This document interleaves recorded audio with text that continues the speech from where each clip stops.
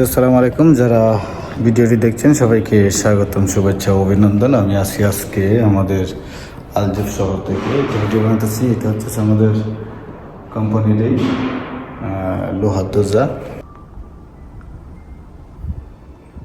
তো এই দরজাগুলো কিন্তু আমাদের কোম্পানিরই সবগুলা কালার সহ। এটা গ্লাস হয়েছে, এটা হচ্ছে গ্লাস, আর পুরোটা হচ্ছে লোহার দরজা। আর ভিতরে অংশে যা আছে আপনাদেরকে দেখানোর চেষ্টা করব। এটা হচ্ছে একটা ড্রেসিং, আর এটা হচ্ছে একটা মজলিস। এখনো কমপ্লিট পুরোপুরি হয় নাই, কিছু বাকি আছে। আর এই দরজাগুলো হচ্ছে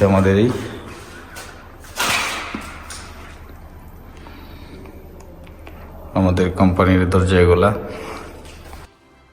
এই অংশটা হচ্ছে একটা সেন্টার ঘরের, আর এগুলো সবগুলো হচ্ছে অ্যালুমিনিয়ামের দরজা। আপনারা দেখতেছেন এগুলা এই সিস্টেমে খুলে।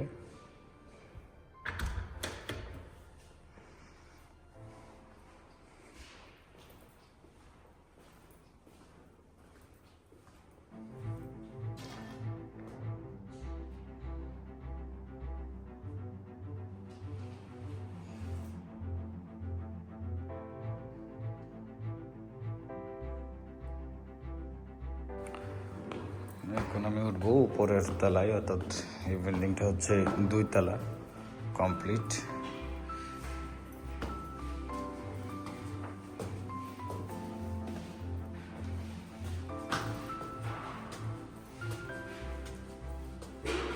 তো সম্মানিত ভিউয়ার্স, এই ঘরগুলো যদি বাংলাদেশে করা হয় তাহলে প্রচুর টাকা প্রয়োজন। তো আনুমানিক যদি আমি ধরি কয়েক কোটি টাকার মতো লাগতে পারে।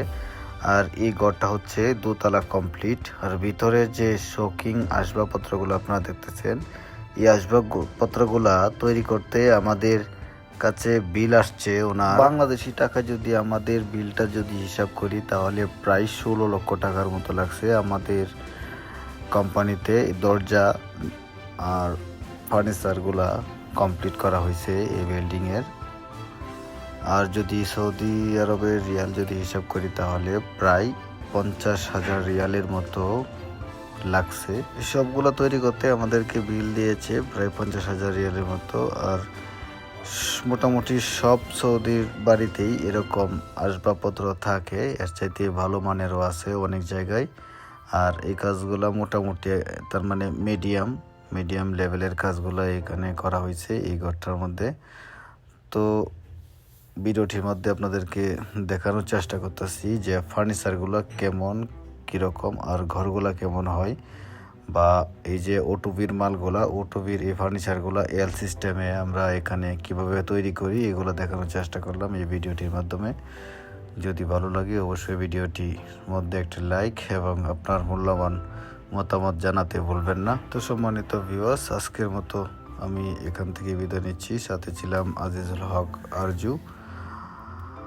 দেখা হবে অন্য কোনো ব্লগ ভিডিওতে। আল্লাহ হাফেজ, সালামু আলাইকুম।